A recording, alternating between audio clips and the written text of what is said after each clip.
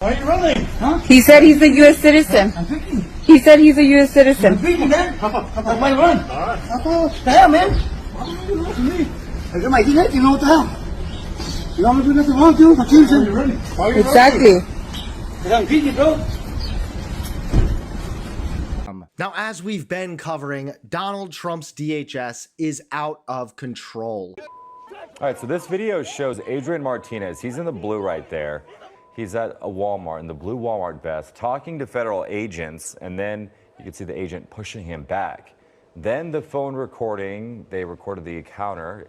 The phone goes flying. The video picks back up with ICE agents wrestling that 20-year-old to the ground. Oscar Preciado was making the recording, says Martinez was standing up for an older janitor that he works with. That's when he says the agents tried to grab him too.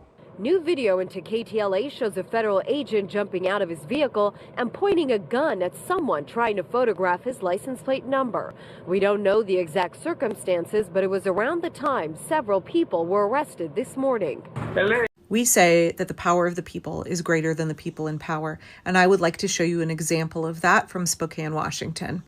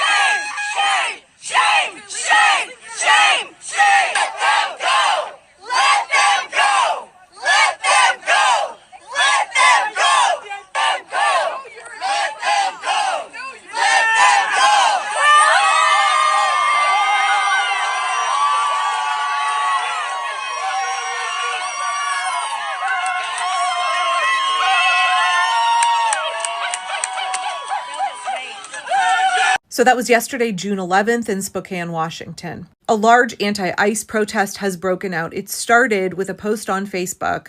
According to Spokane's NBC affiliate, former city councilman Ben Stuckert made a social media post stating that 2 Venezuelans he had taken legal guardianship of had been detained by ICE. He announced that his plan was to go sit in front of the transport vehicle, and he asked if 20 people would join him, right? This is a rapid response request. The crowd quickly grew far beyond that. ICE agents tried to move these 2 Venezuelans out, and the crowd consistently blocked them at the front and the back of the building. The video footage you saw there was about 7 p.m., so protesters had been there peacefully for about 5 hours.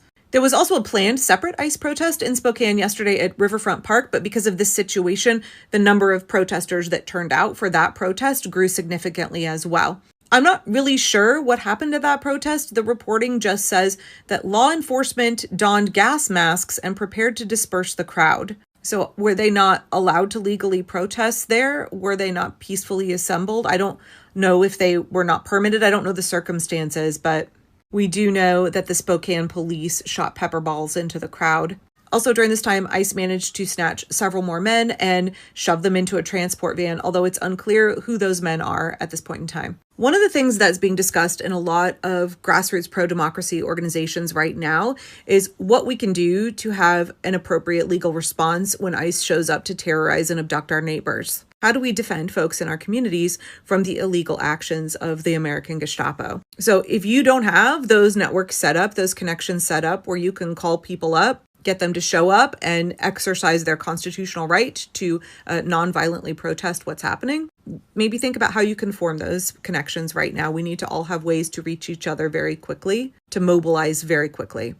This video is a message for the masked thugs participating in Trump's ICE raids and assaulting random people, including American citizens, on the street. Y'all think you're this administration's elite hunters, deputized to stalk human prey down like the predators you've always been inside? But I've got some bad news for you. You aren't the hunter. You're the bait, my friend. Why do you think this administration is so gleefully sending y'all out without uniforms, without badges, faces covered with gaiters from top to bottom? Oh, you think it's them trying to protect you and keep your identity a secret? That's cute. Here's some harsh reality that y'all clearly need to hear. Law enforcement wear uniforms because those uniforms help protect them. Their uniforms send a message to the general public. We are not just randos off of the street. We're authorized to be here by the government and deputized with that government's power. Without that uniform, in the eyes of the public, you are just another armed criminal kidnapping innocent people off the street.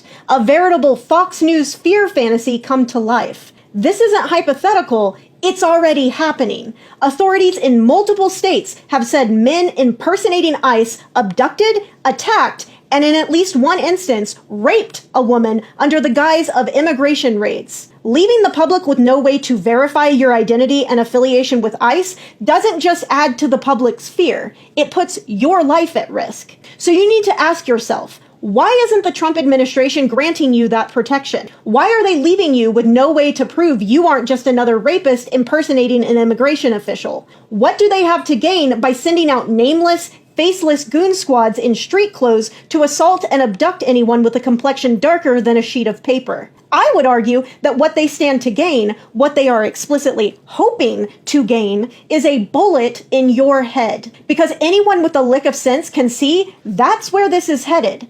Eventually, one of you is going to pick the wrong US citizen, the wrong house, the wrong community, and you're going to get put down like the masked assailant that you are. That is not a threat. It is an acknowledgement of reality, because you seem to have forgotten that all of us have Second Amendment rights in this country, and you aren't the only ones willing to exercise those rights to protect yourself and your loved ones. And when that happens, Trump will not care that it was you who did. He won't take care of your family for you. You'll be a footnote, a photo op, a stepping stone to authoritarianism. You'll be remembered, if you're remembered at all, as nothing but the foolish match Trump struck as he set the Reichstag ablaze. He may have set the fire, but you're the one getting burned. And when he's done with you, he'll be the one holding all the power, while your family is left holding nothing but your ashes. We have a public official in Gavin Newsom and Los Angeles Mayor Karen Bass, who over the past few years have actively encouraged illegal migration into this community. I landed, when I saw this city, when I was driving through to come to this FBI building, all I could think about is what a great American city Los Angeles is, and what a great tragedy it is that we have allowed illegal immigration and rioting to destroy, I think, one of the great gems of the American family. Oh, really? That's what went through your head as you drove in your huge security cordon to go to the FBI building 2 weeks after some people burned a few Waymos? Thanks for that profound take on L.A., Mr. Vice President. By the way, amazing moment. He called the senator from California, Alex Padilla, Jose Padilla, today during that press conference. Also took no questions from local reporters. Mayor Karen Bass is expected to respond to the vice president at a press conference in this hour. We'll tell you what she says when that happens. But here's the thing, to put it simply. What the Trump administration is doing right now, what Stephen Miller and Donald Trump are doing, is gross. And it's also not working. Because what they're attempting is a kind of confidence game to mask the weakness of what they're doing. Because guess what? People hate this.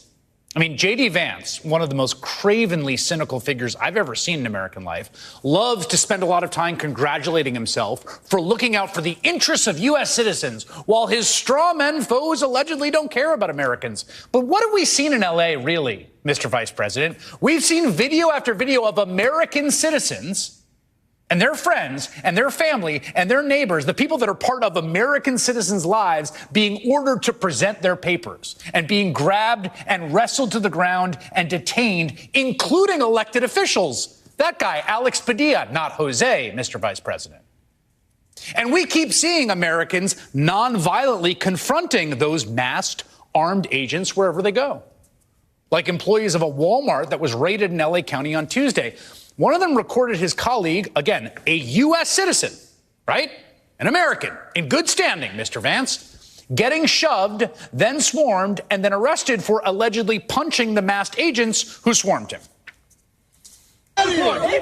No, he touched me, bro. Hey, what the what is he doing? He's a hard working bro. What the out? Hey, chill. Hey, we're taking this. I'm giving this. Yo, chill. I'm not doing. Hey, what the dude? You can't be doing that. This is my civil right. I can record you if I want. Hey, yo, what the look? Put it in the car. Put it in the car. Hey, these are legal citizens, you pieces of you. Put it in the car. Put it in the car. Hey, what the is wrong with you guys? Look. Now, what ICE wants you to believe is that the unarmed man in the blue vest was the aggressor in that video, in that incident, not the dozens of heavily armed men in war camo, okay? Even the Los Angeles Fox affiliate pointed out the Walmart security video showed no punches. And we've seen more scenes like this, scene that nearly replicated in a raid at the Hollywood Home Depot. Come on, get back on the sidewalk! You guys have no right. Bounty hunters only, not real. You guys have to identify yourself, who you are. They're coming to us, so we're over here. I don't want you there. You guys, you're coming to us. You're coming to us. Yeah, I know, but we're coming. We are recording. We're right here. We're recording. You know what? Americans have a right to do that in this free country. American citizens have a right to do that. They have a right to not be roughed up by masked men holding long guns. You know, even the country's most popular pro-Trump podcaster, Joe Rogan, much has been made about his support for Donald Trump during the campaign, made a pretty important point this week that American voters, the vast majority of them, did not vote for this. If the Trump administration, if they're running and they said, we're going to go to Home Depot and we're going to arrest all the people at Home Depot, we're going to go to construction sites and we're going to just like tackle people at constructions, I don't think anybody would have signed up for that. They said, we're going to get rid of the criminals and the gang members first, right? And now we're seeing like Home Depots get raided. Like, that's crazy. It is crazy. I mean, that's what Stephen Miller wants. He wants to construct a police state so as to abduct, incarcerate, and deport 13 million people. And yet, despite all the protests from every part of the political spectrum, Trump's Border Patrol is making propaganda videos of its armed agents locking and loading for warfare in full military fatigues and body armor en masse to raid a suburban flea market and ask patrons where they are from. Again, the administration thinks all this plays to Trump's strengths. I mean, you can see like Stephen Miller like popping a vein in his head of how much he enjoys this. Yet get this, ready? Trump's polling on immigration, historically one of his strongest issues, genuinely a huge strength during the campaign, there's no question. It's nosediving. Quinnipiac poll earlier this month showed Trump underwater by 11 points on immigration. 54% disapprove. And when you narrow the question down to Trump's deportation policy, the numbers are even worse for him. He is underwater by 16 points. Those polls were taken before Trump moved Marines and National Guard in Los Angeles, but every major poll since then, from NBC News, from Reuters, shows the same trend. Voters are rejecting Trump's police state because it is un-American. And it's not just, localized to Los Angeles. These scenes are playing on local television every night across the country. Here's one in Chicago, where 2 American soldiers, again, American citizens, volunteered to physically protect their mother from ICE. We hear stories of people showing up for standard case checkups only to find themselves taken into custody by ICE agents. 2 members of the National Guard, seen here, decided to accompany their mother to her Chicago immigration appointment. We fear that she might get taken into custody. There's been reports of that. They get a text or an appointment. They have to come in, and they end up getting detained. Putting their own bodies in front of their mom in uniform to prevent her from being snatched by the secret police. Now, that's the same thing, by the way, that New York City Controller Brad Lander was doing for migrants in the city when federal agents roughed him up and cuffed him this week. Similar activities are now being bolstered by the first U.S. bishop appointed by Pope Leo, Michael Pham, who came to this country as a refugee from Vietnam when he was 13, sent a letter to fellow priests in Southern California encouraging them to show up in federal buildings today, World Refugee Day, and support immigrants in their immigration hearings. According to reporters in San Diego, due to Bishop Pham's presence in the courtroom, cases of immigrants today were effectively postponed. Unless you think this same sentiment isn't rampant among normies, consider the fact that one of America's top professional wrestlers, Brody King, showed up to a match in Mexico City Wednesday night wearing a tank top that said "Abolish ICE." I'm going to say this slowly and clearly because it's important, and there's a lot of misdirection on this. Donald Trump and Stephen Miller are on the wrong side of public opinion on this, and they're losing badly in the court of public opinion. Their answer, as always, is to up the ante. More shows of force, more masked agents, more lies. But the more they lean into the cruelty, the less popular it all is.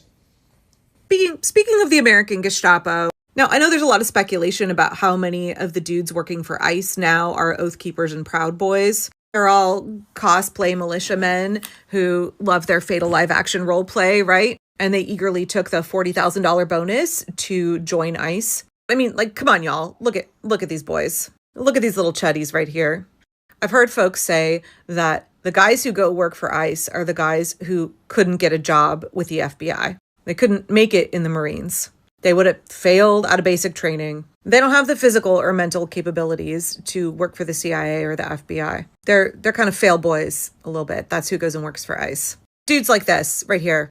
Butt crack Jack right here. This is the American Gestapo. I think it's perfectly well and good to make fun of these guys. It's also good to remember that right now they are empowered by Donald Trump to terrorize our communities. These are deeply insecure men who have been desperate to feel big and powerful their entire lives, and now Donald Trump is giving them a chance. And they're armed not only with weapons, but with the power of the corrupt DOJ, who is willing to weaponize prosecution against anybody who in any way engages with ICE. So these guys are embarrassing. They're super cringe. They're unskilled, untrained, but they're also really fucking dangerous. Precisely because of their fragility, but also because they are not qualified to be doing this job.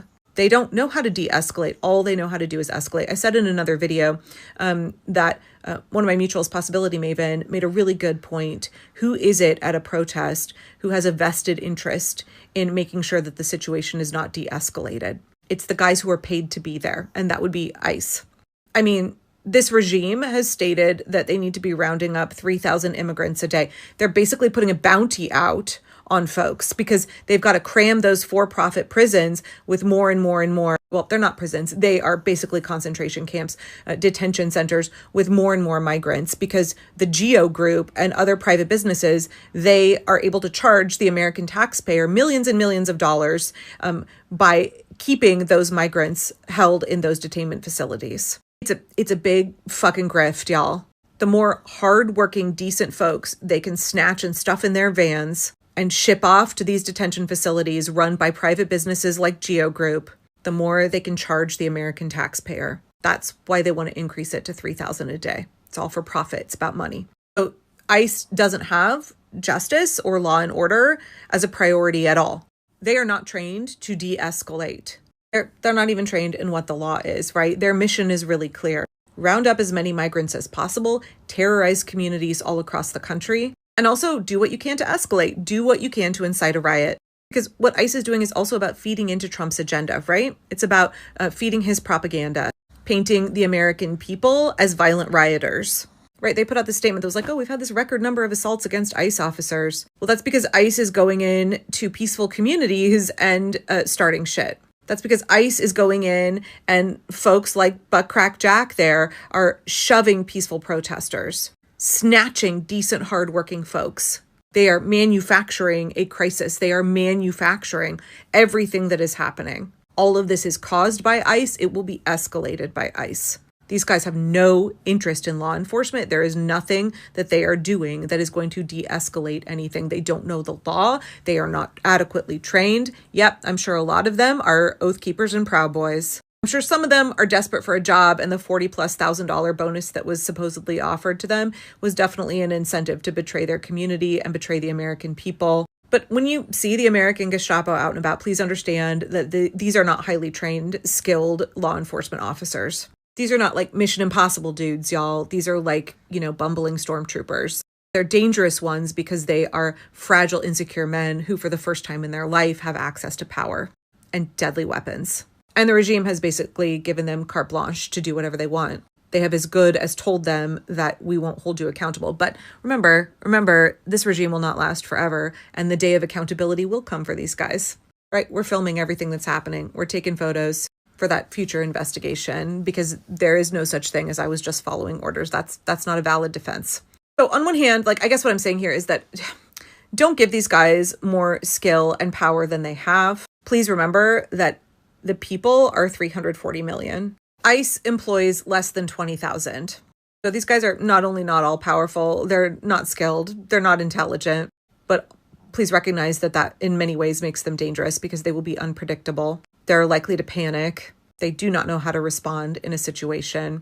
And we know that a chunk of them are white supremacists who enjoy inflicting pain and suffering. So those are all just things to take into account. But then also, ultimately, please remember the power of the people is greater than the people in power.